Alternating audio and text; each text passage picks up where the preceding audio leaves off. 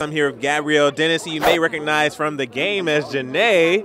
Now, what was on the show? I remember, what did your dad do on the show? He invented the coffee lid. Boom. I remember that line. He was like, I don't even need you. My dad invented a coffee lid.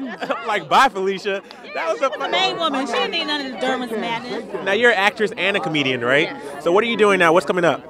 I'm about to start filming another movie this summer. This summer. That's how many times they done pushed the date back on me. We're actually shooting this fall in Atlanta, another film I'm teaming. I'm from Atlanta. Nice. Yeah, I'm teaming up with the same director that just did Black Coffee, which had its theatrical release earlier this year. It's been playing on BET. A lot of people have been loving it. So I'm excited to do another romantic comedy, positive images of my sisters. So I'm pretty excited about doing that, and then just hitting stages again. I just actually hit the stage again this week for the first time in quite a while. So I'm loving life, out there writing and doing my thing. Well, we're here at the Celebrity Bowling Challenge benefiting sickle cell anemia. Why is this event important to you? I think anything that gets people together to bring awareness to something that's so important, because this is something that obviously there is limited ways to heal or fix the situation.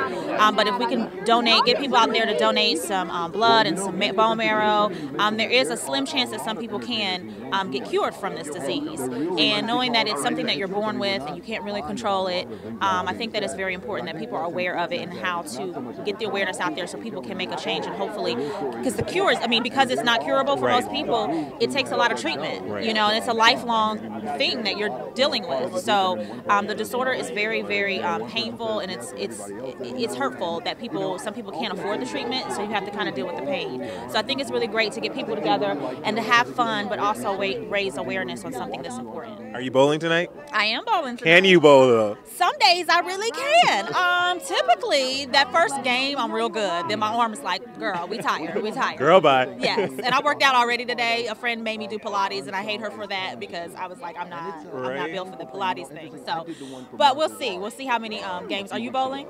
I could. I would get less than 100, but it wouldn't.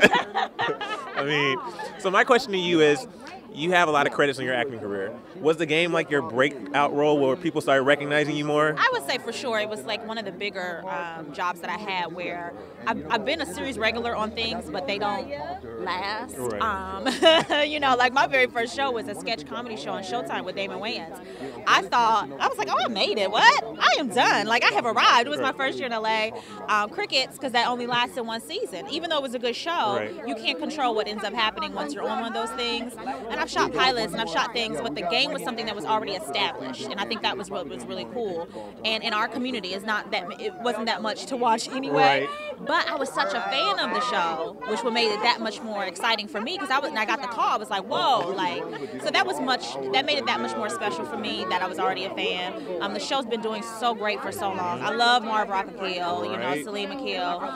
One of the writers, I just watched Blackish. I just talked to the girl from there. Harris used to write for the game. I'm not sure if he still does, but it's like that whole game family is steadily doing their thing. So I'm pretty excited. So what advice would you give to somebody, up and coming actors, anybody chasing the creative field like me, trying to be an aspiring host? What advice would you give to somebody when you get a big opportunity, then all of a sudden you hear crickets, and then something else happens? How do you keep yourself going? You just have to keep going, because if you have to believe in yourself and know that what you're doing is what you really want to do. I always tell people, if there's a second love you have in life of any form, do that, because this is hard enough, and if you don't really love it and you're not ready to put out all the work, it's not going to be rewarding for you. So, and I also tell people, get to where the work is.